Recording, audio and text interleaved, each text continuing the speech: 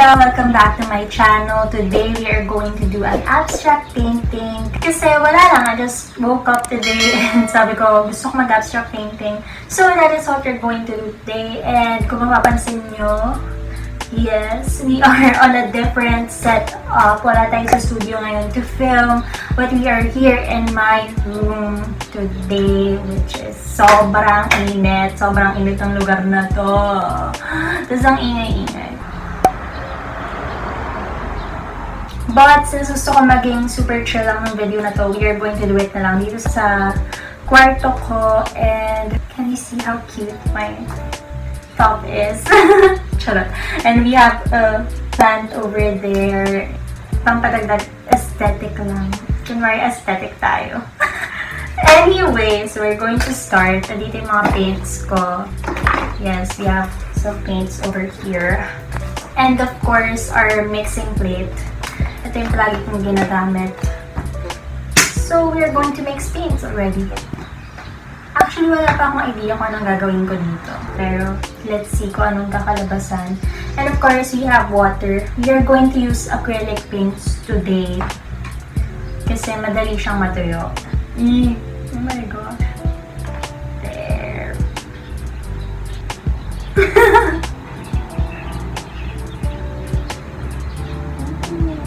Anyways. And white. Ano pa ba? I think we're going to start with pink. Gusto ko mag-pink today. Feeling ko lang gusto ko mag-pink. So we're going to use red. Saan yung red? Oh, there. By the way, the paints that I'm going to use today are Liquitex tsaka Pebeo. Ito ang dalawa. And for those who are asking in the comment section kung saan ko binibili lahat ng materials, it's all from our store. It's Life and Arts. You can search it we have a website. It's lifeandarts.com. And then on Facebook naman, it's Life and Arts. And then on Instagram, it's Life and Arts Official. So doon ko binibili lahat to. Ito, the canvas and the easel stand, as in everything, pati mga brushes. So yes.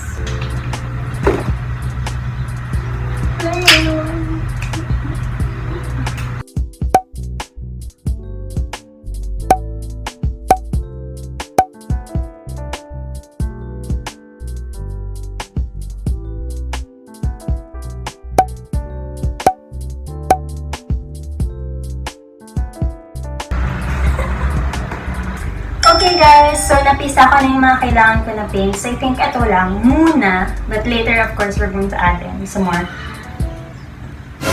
Tigtilaok na naman siya. Anyways, so ito yung gagamitin kong brush. Malaki kasi malaki yung canvas ko. And matagal kasi pag maliit lang yung ginamit. So, yeah. And feeling ko ready na ako, so I'm gonna start. Ang first step natin kapag gumagamit tayo ng acrylic is isasawsaw muna sa water. Yan. And then tap off yung excess water. And if you feel that's okay, you can apply it na to your canvas.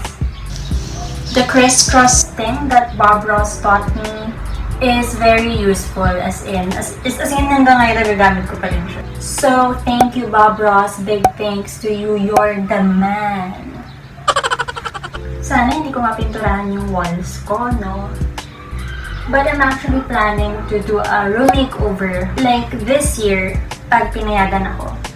Kasi I feel like this room is 15-year-old Leah and I'm already turning 20. Oh my gosh, it's my birth month and magka-20 na ako guys. And this room is like the 15-year-old me. So feeling ko kailangan ko na siyang reconstruct.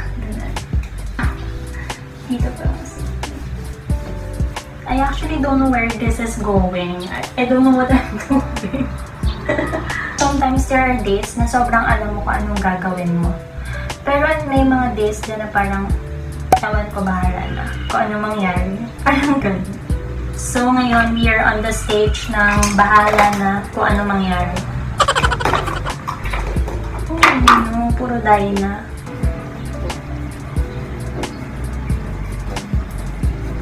And guys, by the time that I'm filming this, atong time na to, it's actually GCQ already. Like, general community quarantine na. Sobrang gusto kong lumabas, pero honestly, natatakot din ako. So, I'm just here in the house, painting, filming, talking to you guys.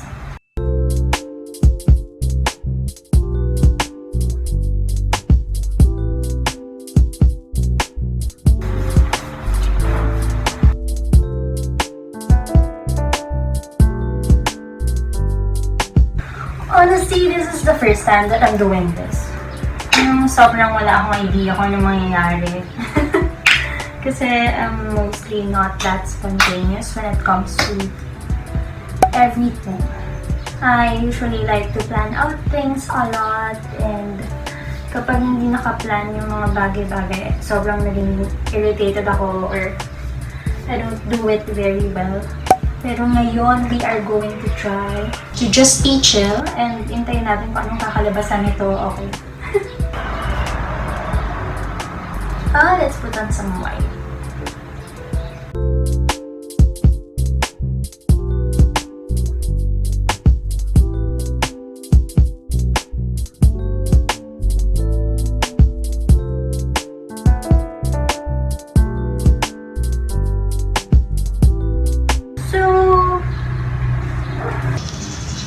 Oh my gosh. So, guys, I feel like tatakpan ko to. Kasi I feel like hindi ko gusto. Okay. So, this is an experimenting type of thing. Especially pag abstract. Ewan ko. Nakakainis. Pero, yeah. Tatakpan ko to. And then, I'm just gonna do it something like this. And then may blue. Ganun.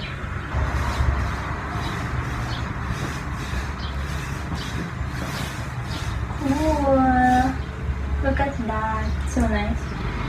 So guys, content chika lang while painting. No? Ang sinasabi nila ngayon, kasi sobrang nasa head ko to. May kiniisip ko to most of the time. It's already June. And wala, naalala ko lang napasukan na naman. And the DepEd is planning to conduct the classes na lang online for all levels. If I'm not mistaken, parang ganun yata. And most of my classmates ayaw nila mag-enroll for online classes kasi it's a waste of time daw, waste of money, and walang natututunan.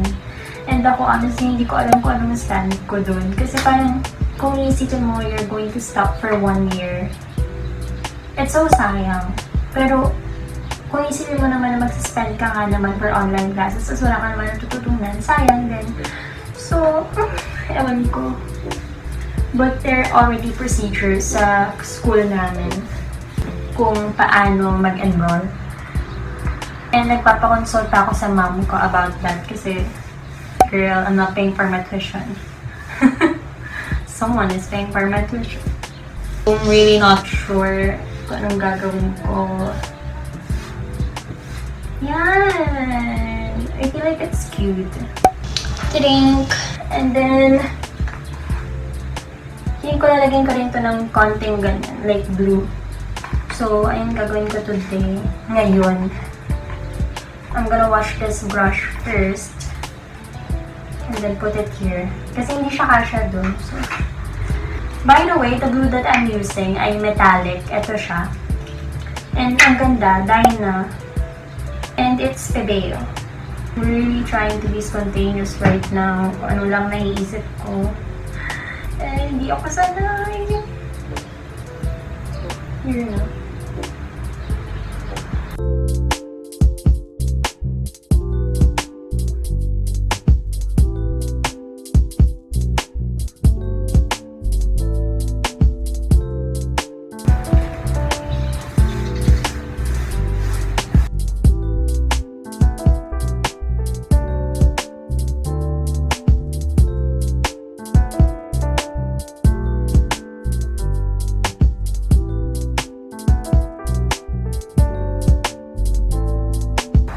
Tayo. Charot. Yun na yun.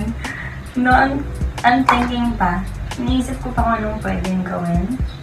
So guys, feeling ko papatiliin ko na siya for a bit. Kukuha lang ako ng gold na color sa baba. And then, babalikan ko siya. And then, I'm just gonna put some gold sa ibang parts. So, yes.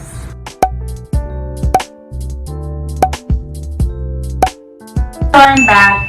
Meron akong gold. And I also have a palette knife. Feeling ko ba palette knife ko na lang siya like that. Just to have an accent a little bit. So, it's an abstract, so wala naman siyang thing or walang ibig sabihin. So, we are going to do that. By the way, the gold that I'm using ang tatak niya ay Sakura. Okay din to. This is 128 pesos for 75 ml.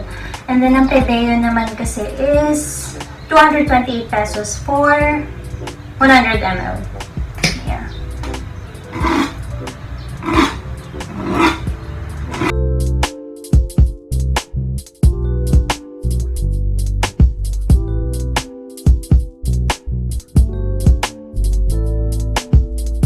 And guys, you're closer to me. I just want to let you see kung paano siya closer. When you use palette knife, you just have to leave all the paints there and ikalat lang siya.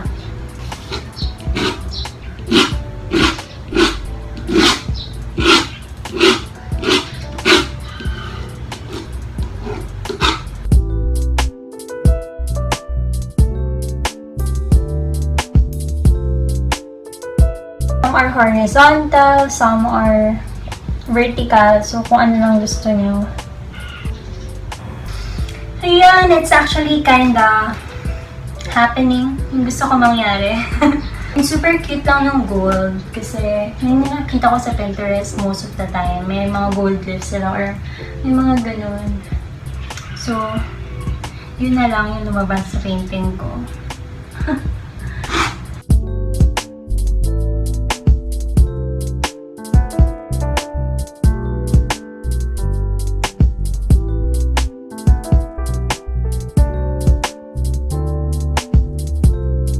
So, we are done. Ayan, tapos na tayo. I think, meron pa kasing mga paints dito. So, I think, uubusan ko na lang siya. I'm just gonna use my palette knife to spread the paints na natira para walang sayang. Ito na lang ulit. The palette knife that we used earlier. May blue pa with konting white. So, I think, spread ko na lang siya somewhere here.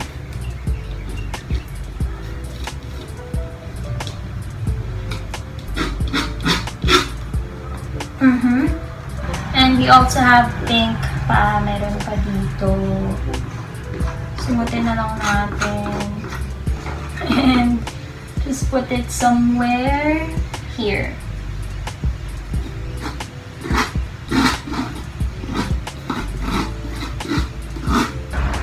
May yellow. Where will I put the yellow? Siguro sa mga gilid-gilid ng gold.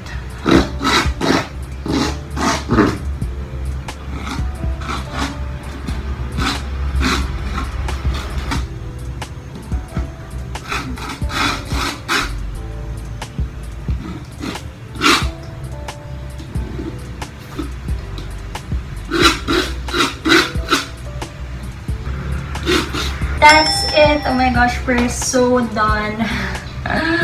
So guys, we are super done with the painting. Look at me, sobrang haggard ko na naman kasi sobrang init sa Pilipinas. So yes, if you want to see the painting closer, welcome to this mema montage.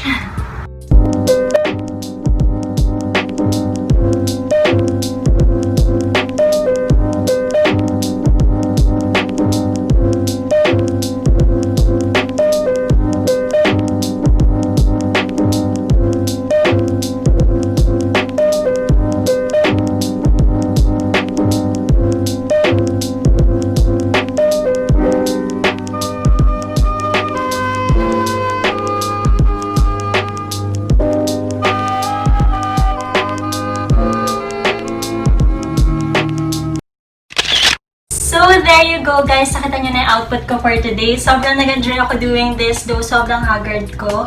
Oo, as always din. Pero yes, ayan, medyo okay naman ako sa output ko. I think it's very Pinterest-y kind of abstract. And wala, dun talaga ako. As in, pang Pinterest talaga yung mga gusto ko. If you like this video, please give it a thumbs up. And if you want to see my journey in life, or if you want to be part of my journey in life, please subscribe to my channel. I'm gonna do more of painting videos and talking videos pa like I did before.